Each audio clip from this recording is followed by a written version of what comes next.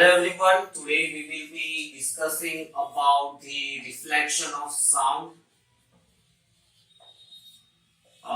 When we say reflection of the sound, right, the sound may be reflected back from the, let's say, some hard surface or some obstacle, and many a times the sound may be reflected back from the open surface. It's because of the closed air column. Let's say you take a long pipe or a tube, you speak at the one end and then keep your ears closed. You would see your sound returning back, right? So even though the pipe is open from the other end, the reflection takes place. It's because of the surface within the tube, right? And even if the tube is closed, then also the reflection take place. So reflection is a phenomenon, right? That sound gets reflected from the multiple obstacles, or there may not be obstacles, and ultimately it reaches to the wider area.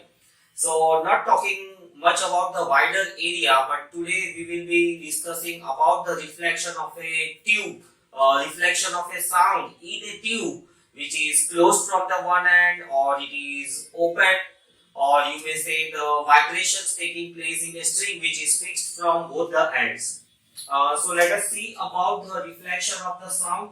When we discuss the reflection of the sound, right, two cases generally arise. It is that the reflection occurs at a closed, or you may say a closed pipe, or you may say a fixed end, right? The end which is closed or fixed from the other side. When you take a string, right, the other end is fixed, and when you take a pipe, other end may be closed. And the other condition is that the other end, it may be open or it may be free to move. So this is the another case when the pipe is open from the other end, and the string, right, one end of the string is in your hand and the other end is not fixed. Instead, the other end, it is connected to some sort of you may say a ring which can go up and down. I'll draw an arrangement and show you. So with the help of that, you can try out the formation of the waves as a result of closed or fixed end, or you can understand the phenomenon of reflection of the sound.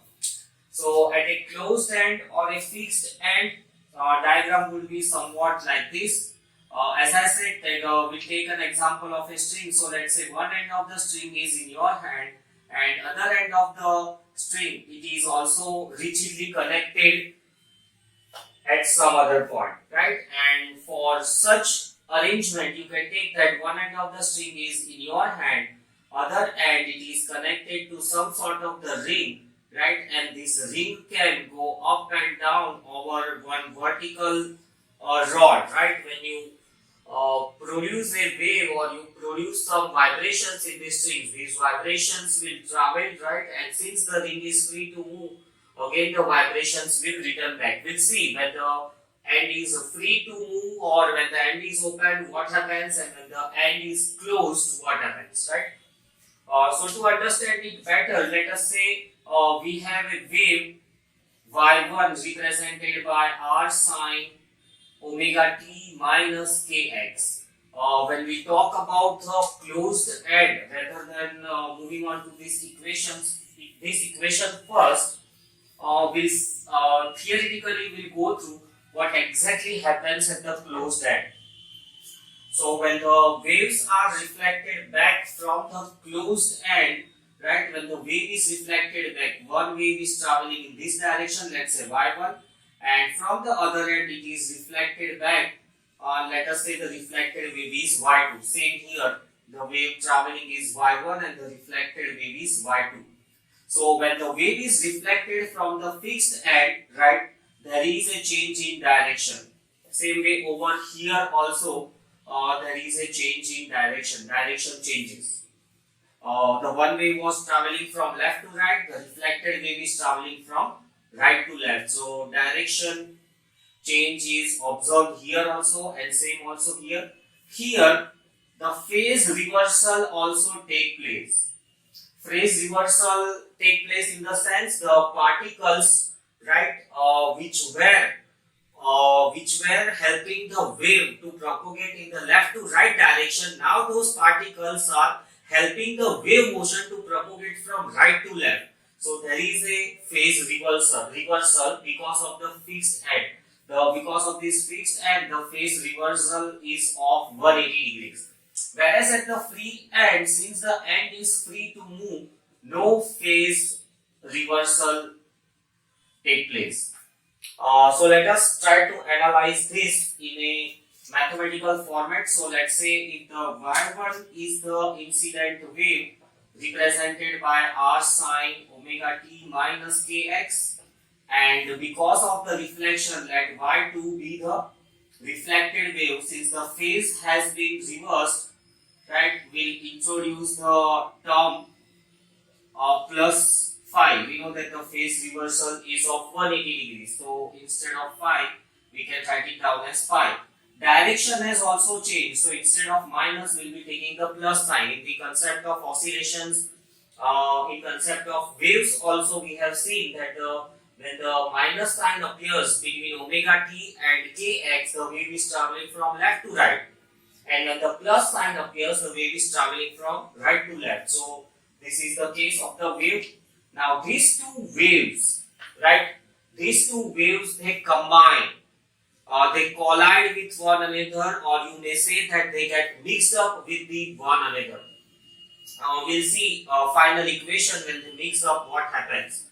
Let us see at the open end. At the open end, let's say y1, it was the incident wave which was traveling from left to right, right? And here there is no phase reversal, but the direction has changed. So it will be r sine omega t plus kx. So these are the equations of the waves. Those are incident and reflected back from the open end and the closed end. Now we'll see what exactly happens with these equations. At closed end, the important thing to notice is also that the crest, right, it will be reflected back as a crest, and trough, it will be reflected back as a trough in the case of the transverse waves. If the waves are longitudinal in nature, then also the same thing will be observed, that compressions get reflected back as compressions, and the rarefactions, they get reflected back as rarefaction. Whereas in the case of the reflection from the free end, right, the crest will be reflected back as a trough, and trough will be reflected back as a crest. If the wave is longitudinal in nature, compression will be reflected back as a rarefaction, and rarefaction or fraction, you may say, would be reflected back as a compression. So that is the reflections at the closed end and the open end. Now let us try to analyze these equations, that when these two waves get mixed up, what exactly happens. So let us try to analyze these equations of the incident and reflected waves at open end and the closed end. To analyze those equations, we need to have a better knowledge of the concept of superposition, called as superposition principle, and that is applicable to the waves. So we call it as superposition of waves, right? So let us say the superposition, it means two waves, right, when they collide, may be traveling in the same direction, may be traveling in the opposite direction. When they collide, when they overlap, what exactly happens? By our IQ level, we would get to know that amplitude may increase, may decrease, two waves may disrupt one another, or two waves may get added up and form a larger amplitude, right? So let us analyze those observations or those thoughts mathematically. So let's say y1 is the wave sine omega t minus kx, and there is another wave sine omega t minus kx with some phase difference phi, right? Exactly not these equations, but this will help us to understand the principle of superposition, and with those principles we will solve the equation of these two waves. So this is, we are just understanding what exactly the superposition means. in mathematical format, what will be the resultant amplitude of the wave, what will be the phase of the resulting wave, right? The new wave formed by the combination of y1 and y2.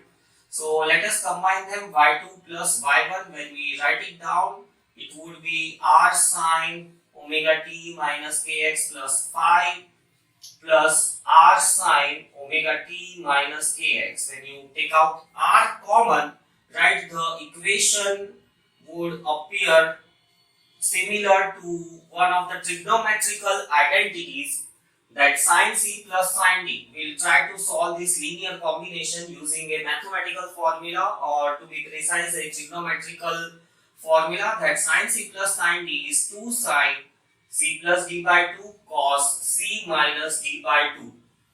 So using this addition method for the sine terms, we get r, we would take common, sin c plus sin d, right, and divided by 2, so it would be omega t 2 omega t minus 2 kx plus phi and whole divided by the 2. And for cos terms, it would be this minus this, so it would be I will write it over here, cos omega t minus kx plus phi minus omega t plus kx and whole of it divided by 2. So simplifying further, we get omega t minus kx plus phi by 2 cos omega t gets cancelled up, kx get cancelled up, and phi by 2. Rearranging this equation, r cos phi by 2 sine omega t minus kx plus phi by 2. So this is the part which is going to give us the amplitude. So you can see over here that when the two waves combine, it depends upon the phase, right? It depends upon the phase that what will be the resulting amplitude. Let us see the cases, right? If the phase difference between the two waves are 0 degree, when the phase difference is 0, that means crest of the one wave and crest of the other wave, they happen at the same time.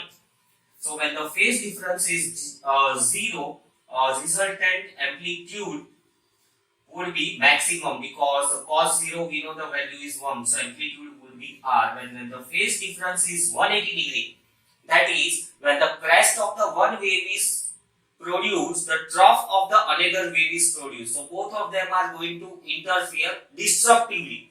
At phase difference 0, the waves will interfere constructively, right? The amplitude will become more. So at phase difference of 180 degrees, resultant amplitude will be, you know that cos 180 by 2, that means cos 90, value of cos 90 is 0. So resultant amplitude will be 0. Let us see in the diagrammatic format somewhat like this. This is a case of constructive interference, that two waves are combining constructively, and this is the case of destructive interference, that is the two waves, they are opposing one another.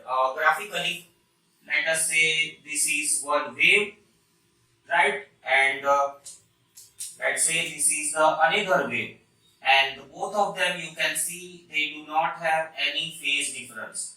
Their crests are happening at the same time and their trough is also happening at the same time, and the resulting wave would be somewhat like this, a little bit of more amplitude, same wavelength. But if the two waves, if they interfere destructively, let us say this is the one wave, right, and we have another wave for which exactly when the crest is there, the trough of the other wave appears, and when the trough of the one wave, the crest of the other wave will appear.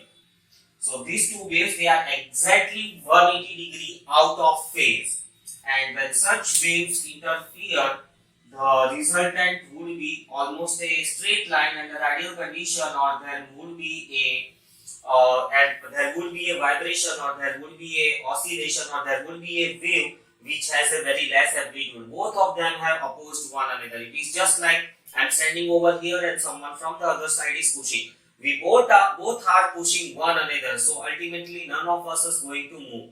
and let's say I am pushing the object in that other in the opposite direction, someone else is also helping me to push the object in the same direction, the resultant force would be more, resultant amplitude would be more, and the object would move. So that is about the superposition principle. Next we have reflection, applications of the reflections of the sound. Before we could again move on to the mathematical solving, we'll see one this small topic, that where does the application of reflection of the sound is seen. So it is seen in the case of the sound boards.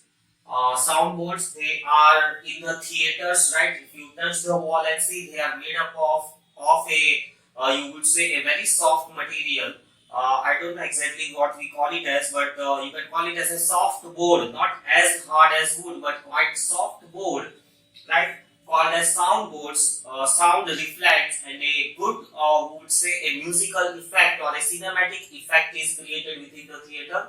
It is because of the reflection of the sound. And then speaking tube. Speaking tube is not widely used nowadays. We have speakers with good amplifiers, but the speaking tube somewhat of this type, without the need of electricity, whatever sound is injected inside, because of the reflections, it would travel a very long distance. So here also we see the reflection of the sound. Then hearing aid, the people, those who have hearing disability, right, they make use of some hearing aid, which again make use of the reflection of the sound. So these are some applications of the reflections of the sound. Next, let us try to analyze these equations of the open end and free end using the superposition principle. Before we could move on to the application of superposition for these two waves, right, we need to understand one more terminology, and that terminology is a standing wave. Standing wave, or you also may call it as a stationary wave. So what exactly a standing wave or a stationary wave is? It is not like a plain progressive harmonic wave. These are the stationary waves. These waves do not move. So how exactly these waves are formed? Waves are formed under these conditions, right? When the reflection happens, both the waves, they interfere, and applying superposition principle, we can analyze that when they interfere, what's going to happen.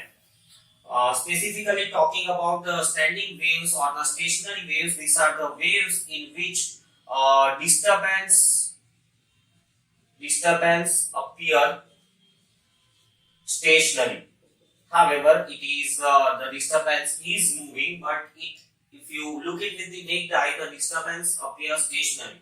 Standing waves or stationary waves happens when the two waves, right? It happens when the two waves with the same amplitude, same wavelength, same angular frequency, same wave number, same time period. When two waves, right, and both these waves traveling in opposite direction,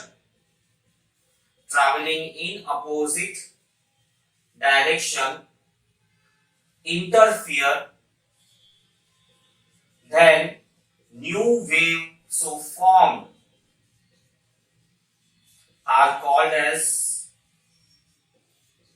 stationary waves, or you may also call it as a standing waves, right? So superposition principle is a general principle, right? And standing waves, it is a one specific condition. What does it say? That the two waves, not any two waves. Here we have taken any two waves, whatever the amplitude may be. You can even also analyze it with the omega 1, omega 2, right, with their k also different.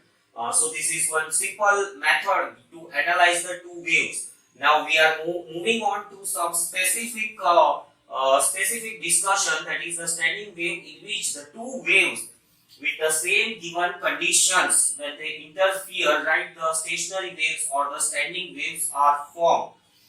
This equation I have solved almost with this condition. You can see over here that omega for both the waves is same, k for the both the waves is same, right? So almost all these quantities are same for the two waves. Proceeding further about the standing waves or the stationary waves, right? The energy of the resultant wave is twice the energy of the each wave. Let's say y1 has energy E naught and y2 also has an energy E naught. Then because of the interference, the new waves were formed, right? It has the energy twice that of the incident waves. Standing waves or stationary waves, if you want to observe, you can make up this simple arrangement, right? Stretched up between the two ends. When you pluck it and release it, you will see that there is not multiple waves, but there is one column completely moving up and down and quite slow, right?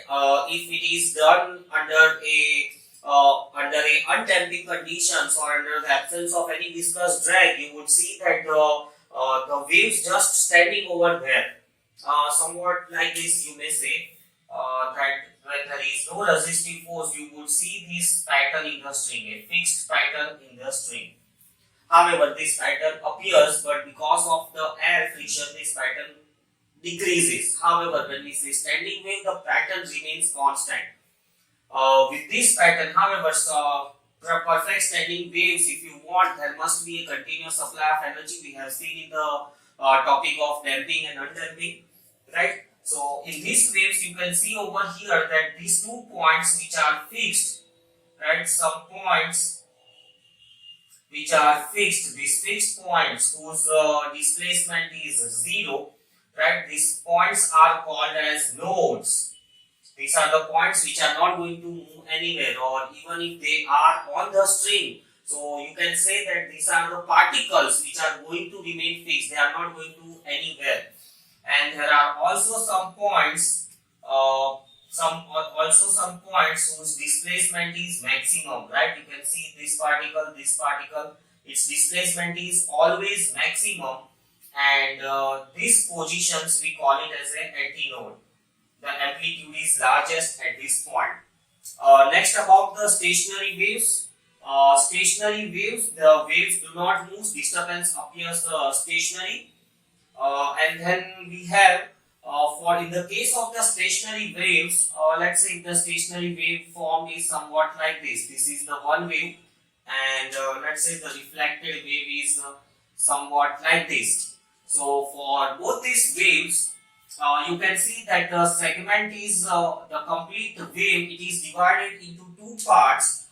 There is one segment over here, and at the same time there will be another segment in the downward direction. So in case of the standing waves, the wave is divided into 2 parts, right? The one part which is always oscillating upward, and the another part which is always oscillating in the downward. In these oscillations, the important point to notice is there are some points which undergo maximum displacement called as antinodes. These other points, they also oscillate, but their amplitudes are smaller than the maximum amplitude. Their displacements are smaller than the maximum amplitude. All the particles in the one phase or in the one part, they are in harmony. They are in harmony means at a time they are going upward, at a time they are going downward, but with different amplitudes. This is also one important case in the case of the standing waves. Another important point in the case of the standing wave is that when the frequency, right, frequency of the external force, if it is equal to the frequency of the string, right? String may be thin one, may be elastic one, may be nylon one, may be a thick one, but when the external force and the natural frequency of the string matches, the amplitudes are very large. You can try this one at gym. You must have seen that the people doing exercises with the rope, right? If other end of the rope, if you can arrange somewhat like this, or also this way, you can observe both these things, all the properties that I have written over here.